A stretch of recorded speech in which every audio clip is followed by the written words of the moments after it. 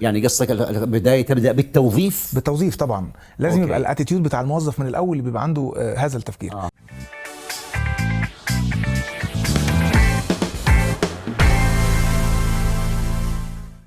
السلام عليكم ورحمة الله وبركاته، أهلا وسهلا بكم في حلقة جديدة عن القيادة. معكم خالد سيف الدين عاشور، مستشار في فرانكلين كوفي الشرق الأوسط، ونرحب بضيفنا اليوم أحمد عثمان محمود، الرئيس التنفيذي لمجموعة شركات كالداري. تنطق كده صح؟ مظبوط. كالداري. فأهلا وسهلا بك، حياك الله. اهلا وسهلا، فرصة جميلة وثانكس فور هافينج مي. هذا شرف لنا، الله يبارك فيك. الحقيقة أنا في البداية أحب أعرف المسيرة حقتك، كيف وصلت إلى ما وصلت إليه الآن؟ هذا أول سؤال. طيب أنا I'm currently the Chief Executive Officer of Galadari Brothers Group, الفود اند بيفرج ديفيجن. بس ابتديت مسيرتي من 25 years back في الهيومن ريسورسز in one of the largest groups of restaurants. كانت أمريكانا جروب at that time. ابتديت في الهيومن ريسورسز and I really enjoyed working closely with people. لما تعامل مع الناس مباشرة، ازاي الواحد بيقدر يتعلم منهم، ازاي يقدر ينسباير، وازاي يقدر يموتيفيت ويجيت them engaged. ف I felt ان it's a great career to be in restaurants business. وبعدين down the road حسيت ان لا، ممكن الديسيجنز والستراتيجيز والفيجن بتيجي من leadership roles، من الهيدز of the organization. ف I said probably I need to jump from human resources to the main route to the leadership roles.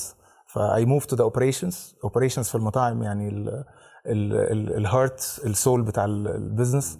I moved there. I started in operations of KFC.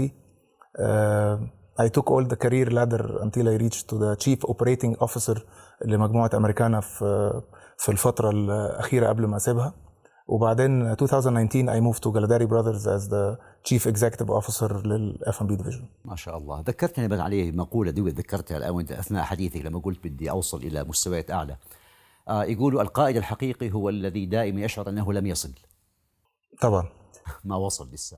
طبعا، لأنه every day there is a new challenge. For every day there is something new that you'll have to do. When you look after your team, you have to look after your shareholders' value. You look after your customers. الdemands اللي بتحصل, very challenging environment اللي بتحصل حوالينا. ف every day there is a new challenge, and this is the beauty of our industry. طيب لو هاخذ ما حسألك سؤال عام، يمكن بصفة عامة قد أقول مثلا إيش هي مواصفات أو نقاط قوة القائد. بدي أقول لك بالنسبة لك أنت كقائد، أوكي، إيش شر نقاط قوتك أنت كقائد؟ ما يجعلك قائدا؟ يعني أنا مش هينفع أقول على نفسي، ولكن هقول للناس بيقولوا عليا إن أنا I'm very close to my team, extremely close to my team.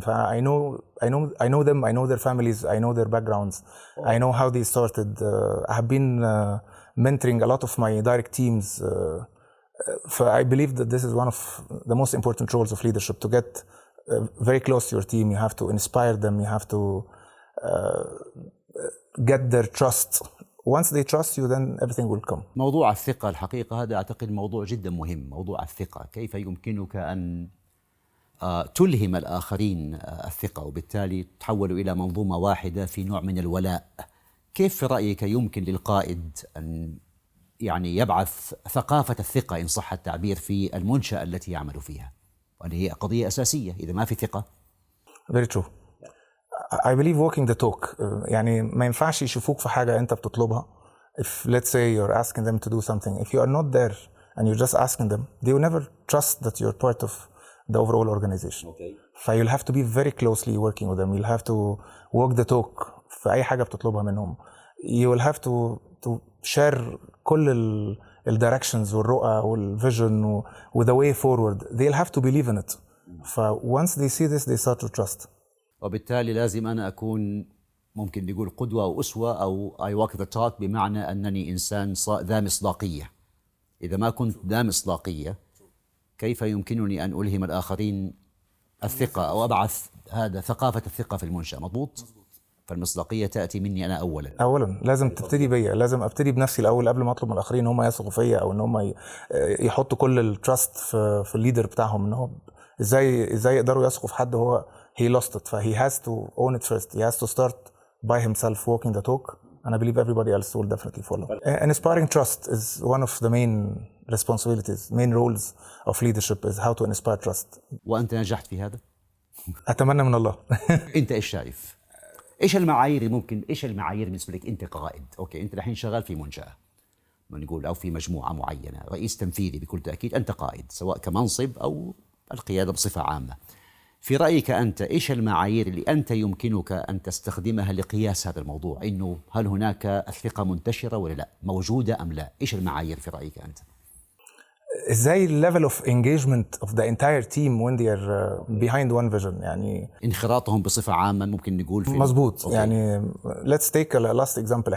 احنا لسه خارجين من كوفيد والchallenges اللي حصلت في العالم كله بخصوص هذا الجلوبال بانديميك اللي حصل. يعني ف people they have to trust you, people they have to believe in you have a vision and you have your strategies that they can maneuver, they can يخرجوا من البريشر اللي حصل او من الضغوطات اللي حاصله عليهم، سواء ماديه او معنويه او ضغوطات حياتيه او المرض او ان في حد في عائلتهم عنده اي تشالنج. فازاي هيبقى وهو في كل هذه الضغوط يثق ان القياده بتاعته really looking after their interests. ف حسيت في خلال الفتره دي ان كان في تراست عالي جدا من التيم، ان هم عارف حضرتك الانجيجمنت او الليفل اوف انفولفمنت بتاعت الانتاير تيم وركينج توجذر خلال الفتره دي كان رائع.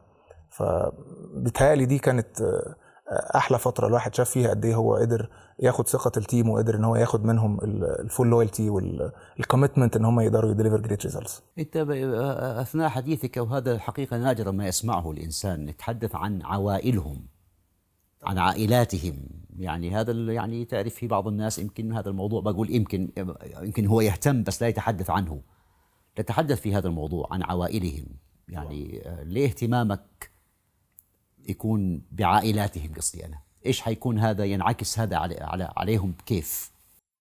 لأنه لو هو حس إن أنت you really looking after his family، ولا لو أنت حاسس إنه هو فعلا حابب إنه في أمان إنه هيحصل أي حاجة عنده في عيلته أنت you're supporting، وحد تعب you are asking about him، حد احتاج حاجة أنت you're always supporting. I believe it builds this loyalty. It gets you closer to their hearts. اي صحيح. هو مثلا موظف شغال مثلا في منطقة معينة وأهله مثلا في بلده الذي جاء منها، بكل تأكيد ممكن بيواجه مشكلات معينة، وبالتالي لو لقى أن القائد حقه أو القيادة بصفة عامة، الإدارة بصفة عامة مهتمة بهذا الجانب، طبعا عطاؤه حيكون أكبر. طبعا. أما لو كان في خلال فترة البانديميك كله كان قلقان إنه if I lose my job how I will support my family back home. يعني إذا أنا فقدت وظيفتي إزاي هقدر أساعد عيلتي في بلدي الأصلي لو أنا كنت مسافر متغرب بشتغل. فإزاي كان يحس منك بالأمان في خلال الفترة الحرجة دي؟ إزاي إن أنت بتسأل على عيلته هناك إذا فيهم حد فيهم حصل له أي حاجة؟ إزاي إن أنت تقدر تسابورت؟ والجروب الحقيقة عمل initiative رائعة لتسابورت البيبلز فاميلي. يعني إزاي يقدروا ناس كانت في أجازة، حصل لوك داون، مفيش طيران، ما قدروش يرجعوا، they will still pay their salaries back home. قصدك الموظفين اللي كانوا هناك اللي كانوا في اجازه ما قدروش يرجعوا بسبب الطيران، هو ذنبه ايه عشان الطيران؟ ما تخليتم عنهم؟ ما تخلينا عنهم. لان انا هتخلى عنه يبقى انا I lost his trust. ان احنا هو ما كانش ليه ذنب في البانديميك. it's our responsibility as leaders to find alternative solutions. ازاي هنلاقي حلول بديله للمشكله دي اذا ما تم تسريح حد؟ لا، ما تم تسريح حد. طب كيف هذا كان تحدي ضخم بكل تأكيد، أنت كقائد أوكي كان تحدي ضخم، كيف تعاملت معه؟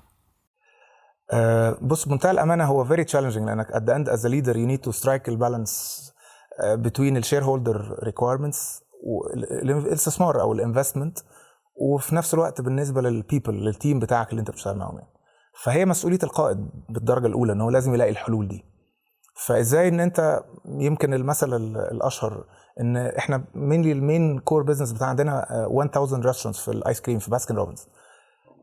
فازاي يوصل الهوم ديليفري في خلال فتره البانديميك ل 55% اوف يور توتال بزنس، وده ريكورد ما حصلش في تاريخ البراند او في تاريخ الاندستري في ايس كريم يوصل الدليفري. ممكن نسمعها في التشيكن 55% من اجمالي ايراداتك جايه من منظومه الهوم ديليفري في الايس كريم اثناء الكورونا، في خلال فتره السنتين بتوع الكورونا اللي حصلت فيهم. يعني قصدي عفوا الحين انتم قبل الكورونا كان النسبه قديش؟ قبل الكورونا كانت النسبه في حدود ال 18-20%. اوكي، انت نمت على فرق قائد صحيح، ثاني يوم لقيت في كورونا. لقينا في كورونا، فلازم نلاقي حلول بديله، والا هتصل انه مش هتقدر تستوعب التيم اللي موجود، فهتضطر تتحط في بريشر انك to let people go. فيور strategies should support انك ايه الجديد اللي هتقدر تعمله كقائد، انك تقدر تستوعب التيم في اماكن اخرى غير الاماكن اللي هي مش شغاله. يعني عندنا ديفيجن اسمه الهوريكا اللي هو بيشتغل في الهوتيلز والريستورانتس والكافيز. هوريكا هوتيلز ريستورانتس كافيه، الاوتيلات، الفنادق، المطاعم، الكافيهات. في خلال فتره البانديميك كانت بالكامل قافله، في لوك داون، فما حدش كان بيروح الفنادق، ما حدش كان بيروح طيران. فكل التيم اللي كان شغال في المنظومه دي بالكامل ما كانش عنده شغل. فقدرنا نحل ده ان احنا عملنا لهم ريديبلويمنت في الاماكن التانية اللي كانت فيها الهيفي نيد، كان فيها بزنس فلو رائع. فقدرنا نعمل ريديبلويمنت ليهم، قدرنا ان احنا نستفيد من الكفاءات دي. ملوش ذنب people خلال فتره البانديميك he didn't do anything wrong عشان انت to let him go. ف it's your responsibility to find an alternative solution. حلو هذه الحقيقه، اللمسات الانسانيه حقيقه جميله. يعني طبعا بكل تاكيد واحد يبغى يسوي نوع من التوازن، بكل تاكيد علاقات جيده مع الاخرين، انسانيه ممكن تسميها، في نفس الوقت بدها يحافظ على انتاجيه هي في النهايه تعطيهم رواتبهم. بس يعني كونه يعني تسريح يكون 0% عندكم، اعتقد هذا يعني كان يعني عمل جبار، كان في تخطيط جبار بيكون حتى ادى الى هذا الموضوع. زي ما حضرتك عارف البانديميك واللوك داون حصل في تقريبا في مارس 2020. ففي بدايه الفتره دي كان بوجهه نظري ان كان دور القياده ان كان لازم يتم تجهيز البلانز ازاي تقدر تو مينتين ذا انتاير تيم. فاحنا بعتنا كوميونيكيشن، بعتنا رساله لكل موظفين الشركه، ابتدت من الجروب سي او للسينيور ليدرشيب تيم بتاعت المجموعه بالكامل. وبالتالي كل واحد فينا كان مطلوب منه ان هو يكوميونيكيت دايركتلي للتيم بتاعه. فانا عن طريق الاف ام بي ديفيجن بعتنا رساله، وكانت بدايه الازمه ان ازاي ان احنا في خلال الازمه دي هنعدي كلنا الازمه دي توجذر مع بعض. فازاي ان احنا we are in this together, we will manage together. فكانت البدايه ان احنا the entire leadership team ازاي together articulated الاستراتيجيز اللي هنعدي بيها الفتره فيها الحرجه اللي احنا فيها دي. حضرتك عارف اللوك داون يعني في فيسلز في المينا كانت عشان توصل السبلاي تشين بتاعك، المنتجات بتاعتك بتيجي في خلال شهرين، بقت بتيجي في 6 اشهر. فممكن توصل في مرحله انك تقطع، يعني تبقى عندك عجز في المنتجات المعروضه اللي انت تقدر تبيعها. كان عندك حاجات بتيجي في طبيعي انها موجوده بقت مش موجوده. فده بقى الطبيعي، النورم بتاع العالم في الفتره دي كله ان حصل التغيير ده. فازاي قدرنا نعمل ريديبلويمنت للتيم من انه الفانكشنز او الفيرتيكلز او الوظائف اللي ما كانش ليها دور في خلال فتره الوباء، وبالتالي البيزنس بتاعهم تقريبا انتهى بالكامل في الفتره دي، ازاي قدرنا نعمل لهم ريديبلويمنت في اماكن تانية اللي كان فيها حجم العمل زاد جدا. واتذكر جزء منها كانت في الاوف بريمس بزنس، الدليفري، الاي كوميرس، كل الشانلز اللي احنا قدرنا ننفست فيها قبل البانديميك. ودي كانت الرؤيه من الاول ان احنا ازاي نقدر نحط الاستراتيجيز بتاعتنا ان بليس انف انها تقدر تشيل الشركه في خلال فتره التشالنج اللي حصلت دي. اذا هذا التوازن ممكن نقول كما يقال، بعضهم يقول التوازن بين موضوع people and process. اوكي، هذه قضيه اعتقد الناس والاجراءات او يعني هذه قضيه مهمه جدا، لانه كما قلنا بدي احافظ علاقاتي مع الاخرين الموظفيه بكل تاكيد مثلا، وفي نفس الوقت بدي ولائهم، وبدي انتاجيه عاليه كذلك. طب هذا الحقيقة يقودني إلى قضية مهمة. بعض الإدارات أو بعض القادة نقول مثلا في منشآت معينة عندهم نموذج قيادي أو إداري معين للتعامل مع المتغيرات. عندك أنت أو عندكم أنتم نموذج معين للتعامل مع المتغيرات، مع التحديات الضخمة؟ والله يسمح لي يا خالد، كان في نموذج جميل اتعلمته في خلال فتره الديفلوبمنت بتاعتي انا بيرسونالي، وابتديت اطبقه في الاداره مع التيم بتاعي واحنا بنشتغل. هو سهل جدا، حتى الترمينولوجي المستخدم فيه سهل جدا. اسمه فوكا. اتس VUCA. اوكي. فوكا stands for هم 4 كلمات اللي هم بيمثلوا التشالنج اللي احنا فيه، و4 قرارات او اكشنز او اجراءات بتتعمل عشان تأدرس التشالنجز دي. اذا 4 تحديات واواجهها ب4 حلول ممكن اقول؟ يا ريت. هايل. طيب احسن من اي حاجه كنت طيب نبدا بالتحديات. فولاتايل، وخلينا ناخد مثل في اللي بيحصل دلوقتي احنا قلنا الكوفيد وقلنا الوار وقلنا ايكونوميك كرانش وقلنا حاجات في لحظه بتحصل وبتعمل تاثير سريع علينا كبيبل ككوميونيتيز ككونتريز كايكونومي، فبيحصل تاثير شديد علينا في هذا الاطار. اذا هذه اول وحده، وهذا اول تحدي. وبعدين الانسرتينتي، عدم وضوح الرؤيه. مفيش، انت مش عارف هو ايه اللي هيحصل بكره، هيحصل خاصه لما جاء كورونا فجاه، صحينا في الصبح لقينا في كورونا ومفيش حد عارف الحلول ايه بالضبط ايش هيحصل وهيحصل ايه الفتره الجايه. غير مؤكد، فتره غير مؤكده، فمحدش كان عارف ايه اللي هيحصل نيكست في خلال اول فتره. هذه الفي ولا اليو الانسرتينتي. الحين نشوف السي الكومبلكسيتي. الوضع معقد جدا، يعني حاجه تحصل في تشاينا تلاقي العربيات في العالم كلها از نوت ذير، فايه اللي حصل عشان الشيب اللي بتتشحن من هناك او الكمبيوترز او في حاجات فيري كومبلكس بتاثر في الاند برودكت او في الاند يوزر بتاعنا. فوكا باقي ايش؟ باقي الامبيجويتي، الغموض. باقي الاي اللي هي الغموض او الامبيجويتي، ازاي الوضع غامض محدش يقدر يتنبأ له بأي tomorrow what's happening tomorrow. الناس دحين تبغى الحلول. كيف أواجه التحديات هذه؟ نرجع بالفوكا تاني. الفي تاني هتبقى الفيجن. الرؤية. في عندي رؤية واضحة ان احنا ايه اللي هنقدر نعمله كتيم او كمنظومة او كشركة في خلال التحدي اللي احنا بنعدي عليه ده. وده لازم يبقى coming from top، لازم يبقى التيم كله لازم يبقوا شايفين، ولازم everybody to be involved to articulate الفيجن والاستراتيجيز اللي هتقدر تخلينا نعدي للفترة دي يعني. أي نعم صحيح. اليو الاندرستاندينج ان انت في خلال الفتره دي لازم نتعلم بسرعه جدا ونتابع بسرعه جدا اللي بيحصل على مستوى النيوز، اللي بيحصل على مستوى الماركتس، اللي بيحصل على مستوى التشالنجز. لازم يبقى ابديتد بصوره دائمه ان احنا نقدر عارفين ايه اللي بيحصل حوالينا في العالم في كل مناسبه بتحصل فيها التشالنج دي. ويتم اشراك الاخرين في الفهم كذلك، يعني حتى الموظفين مو فقط القيادات. بالعكس، ده احنا الاندرستاندينج بيجي من التيم، لان انا النهارده مفيش حد، مفيش قائد، مفيش ليدر يعرف كل حاجه لوحده، لازم بيعتمد على التيم اللي موجودين معاه. فانا يعني اتشرف ان التيم اللي كانوا موجودين معايا بخبراتهم المتراكمه على مدار السنين في اداره البيزنس قدرنا سوا كتيم نقدر نفهم حقيقة الوضع وحقيقة التشالنج ده. فمن بدري جدا في مارس يمكن كنت بقول لحضرتك قدرنا نعمل كوميونيكيشن للشركة كلها انه we are in this together، وده الرؤية بتاعتنا في الفترة الجاية، ودي الرود ماب او الخطوات السمول جولز اللي هتبقى بتتحقق عشان نقدر نحقق النتائج المطلوبة مننا في خلال فترة البانديميك. طب والسي فوكا؟ السي كلاريتي بقى في الفتره دي لازم تبقى فيري ترانسبيرنت، فيري كلير في الكوميونيكيشن بتاعتنا واحنا بنتكلم مع الناس. لازم نشركهم في الحقائق، ما نخبيش حاجه، لانه في الاخر عشان اقدر اخد منهم الانفولمنت او الكوميتمنت او الانجيجمنت مظبوط، لازم يبقى وموضوع الثقه كذلك، يعني ما هو بيبني في الشفافيه. فهو لازم يخلي لازم يسمعني، لازم يشوفني ان انا بكلمه في اللي هو عايشه، في اللي هو بيشوفه، عشان يسمعوا مني بدل ما يبقى بيسمع رومرز، بدل ما يبقى بيعرف من الاطراف الاخرى حقائق مغلوطه زي ما بيتقال. زي ما يقولوا اقطع الشك باليقين. بالظبط، لازم تبقى فيري ترانسبيرنت، لازم تبقى بتكوميونيكيت فيري كليرلي في خلال الفتره دي يعني. والاي الاجيليتي بقى، الاجيليتي في خلال الفتره دي بتبقى محتاج تاخد قرارات سريعه جدا. بكره الصبح كل المولز منعت الزيارات، ممنوع حد يخش مولز، والامارات كانت رائده في ازاي قدرت تهندل التعامل مع البانديميك، ولكن في قرارات كانت لمصلحه الناس، فكان لازم تماما ممنوع دخول حد جوه المطاعم او المحلات، او ممنوع ان انت تختلط فكان لازم يبقى في سرعه اتخاذ قرار سريعه جايه من الرؤيه اللي انت حطيتها في الاول، اللي انت عملت بيها كوميونيكيشن للتيم بتاعك، ان انت تقدر تاخد القرار سريعا جدا، قرار مدروس كالكوليتد، انك تقدر توصل بيه للسبورت للرؤيه اللي انت اتفقت فيها مع التيم بتاعك من الاول. والله نموذج جيد. فوكا فيري سمبل، فيري ستريت. فوكا VUCA، فبالتالي يقدم لك 4 تحديات.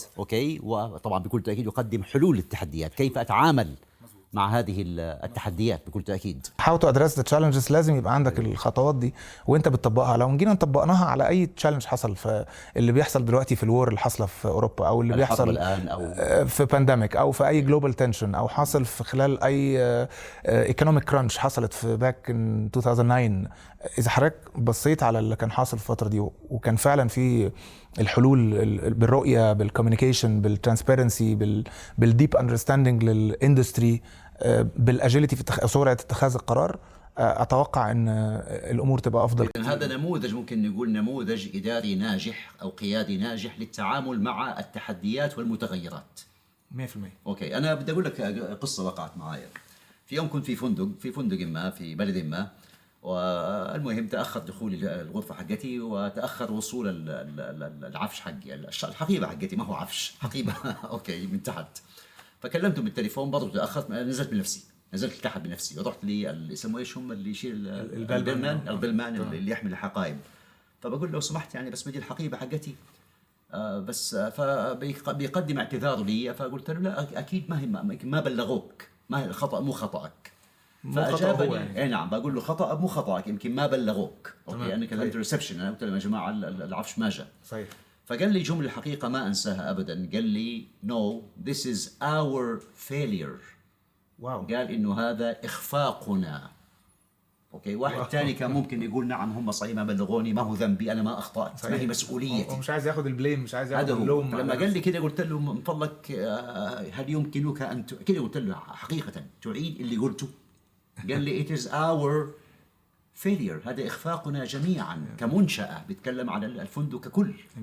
الحقيقه انا بعدين التقيت بمدير الفندق وبلغته، قلت له فلان قال لي كذا وهذا شيء عظيم، علموه الآخرين، يعني خليه هو يقدم درسا في هذا طبعا لآخرين. طبعا نموذج مشرف. ففعلا كان ايش ممكن تعلق على هذا الإحساس ايش نقول بالانتماء بالولاء لهذه المنظومة، يعني هو جزء منها.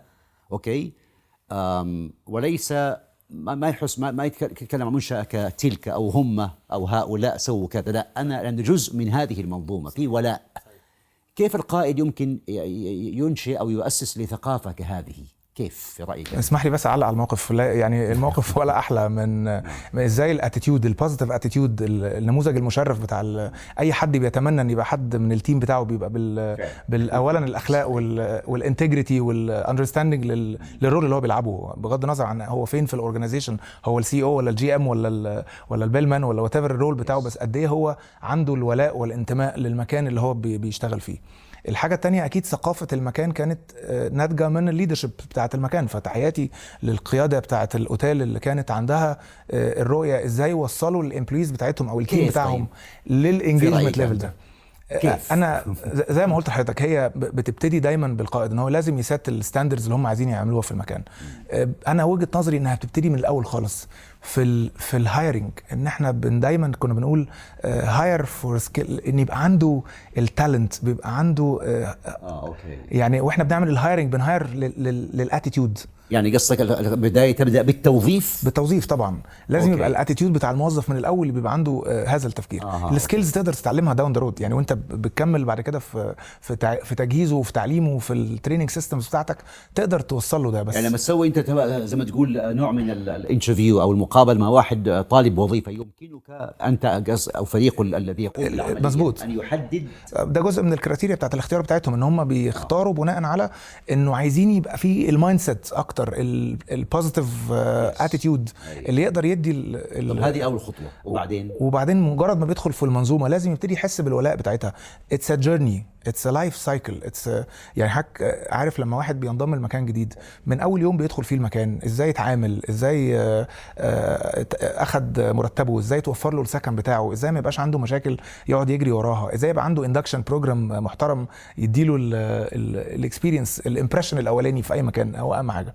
لو احنا ادينا له الامبريشن الكويس من الاول، ادينا له التريننج بروجرام او التدريب اللي المفروض يتعلمه، احنا اخترناه كويس، وبعدين وفرنا له المنظومه وهو داخل يحس بالانتماء لفريق العمل اللي موجود فيه، وبعدين ابتدينا ندربه او ابتدينا نديله التريننج بروجرامز بتاعته مظبوطه، فبنوصله للمرحله دي، وبعدين بنبتدي نعمل له ريكوجنيشن وهو بيشتغل على الحاجات الكويسه اللي بيعملها هو او غيره، فبيلاقي الريكوجنيشن كلتشر في المكان اللي بيشتغل فيه. مهم قوي ان احنا نبني الكالتشر دي، ان احنا يبقى في ريكوجنيشن كالتشر، وازاي يبقى في دايما ابريشيشن او تقدير للنماذج المشرفه اللي زي كده. ده نموذج رائع ومشرف جدا، هو او النماذج المشرفه الاخرى اللي زيه. فلما بيلاقوا ان في حاجه بتتعمل كويس بيتحصل لها ريكوجنيشن، سواء ريورد فاينانشالي او سواء بقيمه ماديه على قد السيستمز او الانسنتيفز بروجرامز اللي موجوده في السيستم، او الريكوجنيشن اوفر اول اللي بيحصل على مستوى المنظومه او الشركه او المؤسسه. والانجيجمنت ليفل في اوكيجنز، ان هو زي ما جبنا المثل بتاع البانديميك، ازاي ان هو حاسس ان المكان ده بتاعه، ان اي اون ذس، انا ام نوت ان امبلوي، ام بارت اوف ذس كايند اوف، بتديها له بقى يعني كأنه سفينه واحده يعني. ولو لقى في بنعمل بروجرامز جميله قوي في تو انجيج التيم في الحاجات دي. حاجه صغيره جدا هي الكارير بروجريشن بتاعت اي حد بيشتغل، لما بيلاقي ان هو ممكن كان في يوم من الايام كان بيشتغل في باسكن روبنز ستيوارد او في مطعم كاشير او بيلمان، وبيلاقي ان في نماذج ابتدت تاخد الكارير لادر بتاعتها وتكبر في المنظومه، فهو ممكن يشوف نفسه ده في يوم من الايام، فبيبقى عنده الحلم، بيبقى فيه الدريم ان انا I want to get my career growth within this environment، مع الفير ليدرشيب دي، مع الانفايرمنت اللي فيها recognition، مع الفير تريتمنت، مع ناس they look after me and my family. فاي بليف لما حضرتك بتوصل في المنظومه للمرحله دي بتبقى سهله قوي بعد كده ان انت تقدر تمانج اي كرايسيس. القائد اذا عليه مسؤوليه، اعتقد انها اصبحت كانها اصعب من اول، عليه مسؤوليه ضخمه شويه القائد. It has been always هي اصعب يعني حاجه. بعض الناس في عباره كده قراتها بالانجليزي يقول some people او people بصفه عامه نقول when they quit jobs they don't quit a job, they quit the culture. طبعا. او they quit maybe the manager او the leader himself. يعني طبعا. ما ساب العمل، ما ساب لانه والله يمكن على فرض طبعا بعض الناس يسيب عشان راتبه هو عالي او ما يناسبه، بس يقول لك كثير من الناس لما يستقيل لانه الكلتشر الذي يكونه المدير او القائد ما يناسبه هو، يمكن ما في نوع من الريسبكت، ما في احترام مثلا معين، ما في كما قلت انفولفمنت، ما يشعروا انك جزء من هذه المنظومه. وبعضهم ايضا يمكن لا ما يستطيع انه هو ايش نقول تو انليش، يعني يطلق الطاقات الكامله، وهذه قضيه اعتقد مهمه جدا. ايش رايك؟ يعني القائد له دوره في هذا الموضوع، في موضوع اطلاق طاقات الموظفين الكامله. انا لو حضرتك سالتني في الاول ايه الرولز بتاعت الليدرشيب وانت شايف المرحله دي ازاي في التشالنجز اللي بتحصل، انا شايف اهم حاجتين احنا قلنا انسبايرنج تراست، وازاي التيم يقدروا يبقوا يتراست يو، وازاي جيت كلوزر، وازاي تقدر تو جيت ريزلتس ثرو يور تيم. ووجهه نظري الثانيه هي ان كتير جدا من الليدرشيب تقدر تدليفر فاينانشال ريزلتس. عندك تشالنجز في التيرن اراوند، اكيوت كيسز، حاجات فروع خسرانه، براندز خسرانه، وده انا شفت، يمكن تشرفت ان انا كنت ايذر ليدنج او كنت بارت اوف كوميتي عملنا تيرن اراوندز كتير لبزنسز كان خسران وتم الحمد لله بتوفيق ربنا انه بقى ناجح وبيجيب ارباح رائعه، او ان هو بيعمل جروث، بيأكواير نيو براندز، بيكسباند نيو تريتوريز، نيو ماركتس. دي بقت طبيعي جدا من ادوار القياده. يعني انا شايف ان الانسبايرنج التراست والانليشنج التالنتس وازاي تو ديفلوب يور سكسسورز هي اهم ادوار القياده. اذا موضوع كما قلت اول موضوع نشر الثقه، اوكي طبعا لما اكون انا بكل تاكيد كما اتفقنا ذا مصداقيه، والشيء الثاني كيف يمكن ان اطلق الطاقات الكامنه، وهي موجوده عند كل واحد، بس هي شطاره. بعض الناس ممكن ما يعرفها، ما هو مش عارفها. عايز المنتور او عايز الليدر او عايز الكوتش. اي حد فينا وهو في مرحله الديفلوبمنت بتاعته عشان يوصل للمكان اللي هو بيوصلها ده كان في حياته اكيد سواء كوتش او سواء منتور او سواء ليدر كان اما انسبايرد منه، او اما هو كان دايركتلي انفولد معاه او في كوميونيكيشن معاه او في تواصل معاه ان هو وصله للمرحله اللي هو كان فيها دي. وانا تشرفت بنماذج اكتر من رائعه، اتعلمت وتشرفت ان انا كنت بس اتفرج عليهم وهم بيشتغلوا او ان هم بيديروا المنظومه زي هم دول. مين ممكن نقول في لما اقول قاده، انا ما اقصد بالقاده هنا فقط قاده كاصحاب مناصب، ممكن يكون انسان والده، عمه، امه، والدته. نعم يعني مين كان يعني لهم تاثير فيك كقاده بهذا المعنى، مو اصحاب مناصب فقط، لا بهذا المعنى، مين هم اللي الهموك ممكن نقول؟ حلو قوي السؤال، لان هم دول لهم فضل علينا بعد ربنا سبحانه وتعالى ان الواحد وصل اللي هو ربنا كرمه ووصل فيه. يعني فانا شايف انه اكيد البيت والاسره، الوالد رحمه الله عليه والوالده والمنظومه التربيه اللي حصلت جوه البيت نفسه، فدي كانت مهمه قوي في فتره النشأه وفتره البيئه، والتربيه على قواعد ديننا الجميل، السمح، مبادئ وقيم الواحد اتعلمها في خلال فتره النشأه، هي دي اللي كانت ليها جزء كبير مؤثر. يعني ما اقدرش انسى الجزء الرياضي في حياتي. انا استمتعت وتشرفت ان كنت بلعب سباحه ووتر بولو اللي هي كره الماء. ويمكن تشرفت اكتر ان انا كنت لعبت ومارست في كاس العالم سنه 95. كنت واحده من احلى وارق الحاجات يعني الى قلبي. لا ما اخدناش الكاس في مصر تشترك في كاس العالم. كانت انا واحد من التيم اللي بيشتركوا في يعني كان ممثلين عن تأثير طبعا، لانك حضرتك لما بتلعب في وسط منظومه رياضيه بيحصل ايه؟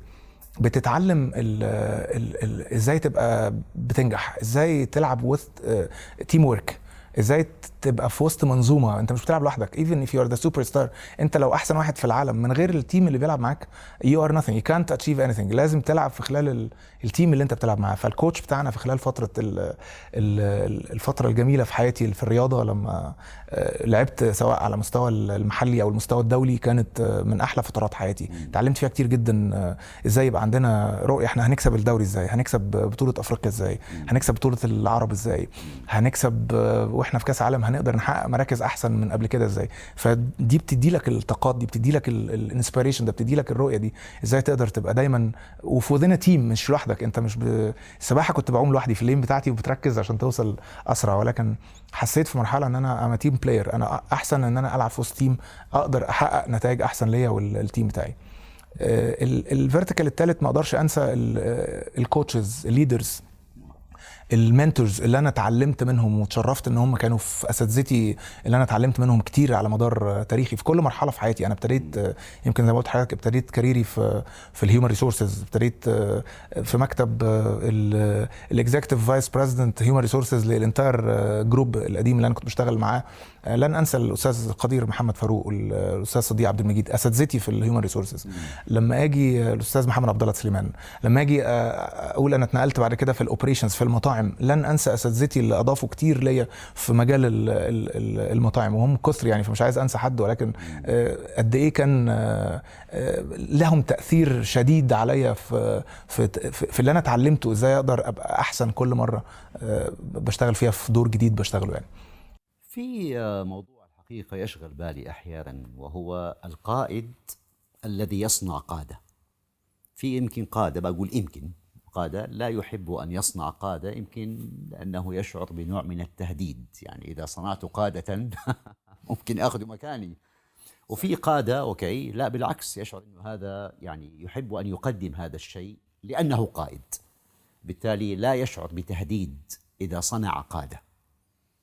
فانت من اي بدون شك المدرسه بتاعت صنع القادة اولا زي ما قلت لحضرتك، هو في وجهه نظري احنا خدنا او الفرصه اللي احنا خدناها عشان حد عمل انفستمنت، عمل اوبورتيونيتي ليا ان انا اقدر اخد الاوبورتيونيتي دي.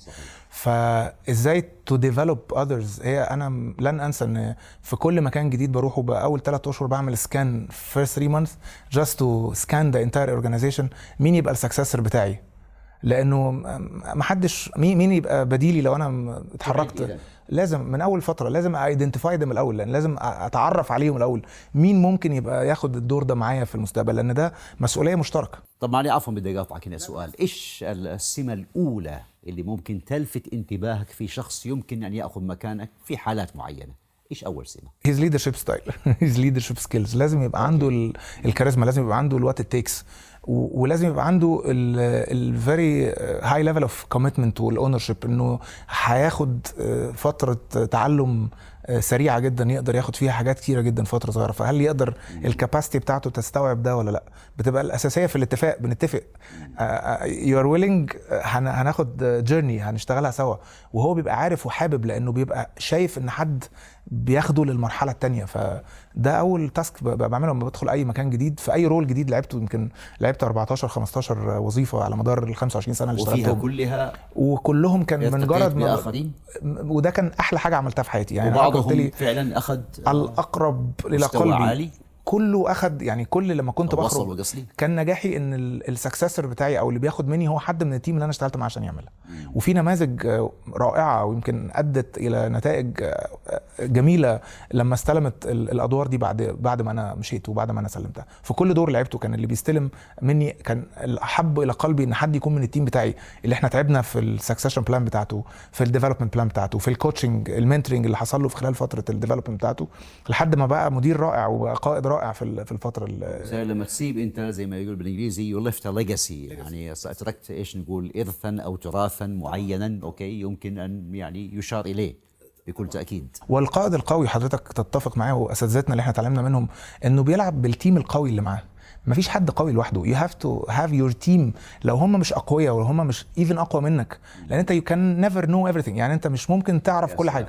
فلو انا كويس في حاجه بس انا ايلاك حاجات كتير قوي بستفيد منها من التيم القوي الرائع اللي بيشتغل معايا، اللي انا بتعلم منهم وبستفيد منهم وبيضيفوا لي الكثير، يعني بيضيفوا الي الكثير، يعني اللي ازاي اقدر اخد التيم ده كله لبر الامان زي ما بيتقال.